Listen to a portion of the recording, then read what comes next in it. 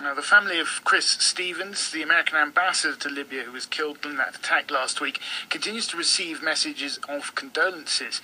A Muslim organisation in the United States, calling itself CelebrateMercy, has opened an online condolence campaign, which it says has been attracting an average of one letter a minute from sympathisers across the world.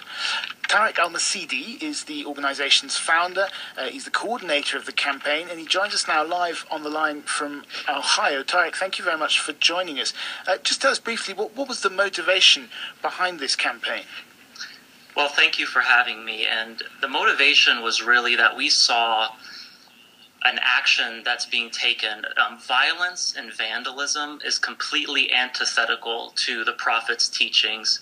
So we were really upset to see that the reaction to this film spiraled into violence, into vandalism, into the killing of an innocent man, and actually the people with him as well. And all of this was done in the Prophet's name. We feel like this was the complete opposite of what the Prophet Muhammad teaches, and our goal at Celebrate Mercy is to teach about his life and his character. You're in Ohio. Do you get frustrated when a group of people halfway across the world do something apparently in the name of Islam, and all Muslims seem to be expected to answer for those actions? It's extremely frustrating.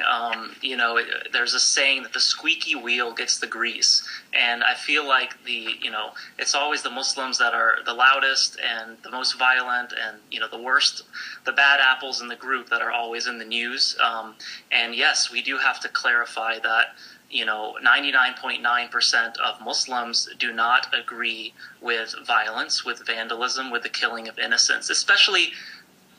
What's ridiculous is that, people were killed that had nothing to do with this film whatsoever. So we feel like it just goes completely against the character of the Prophet who really, in light of adversity and mockery and torture that was, waged against him, he was always calm and responded to evil with good actions, with love and mercy.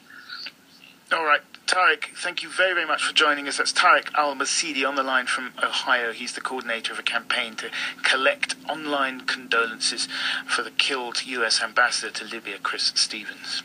Right, at 27 minutes past the hour, it's time for us to get a quick update of what's making headlines on the sporting front. Matthew Kenyon. Thanks very much, Loretta. It's the return of the European Champions League today, the group phase.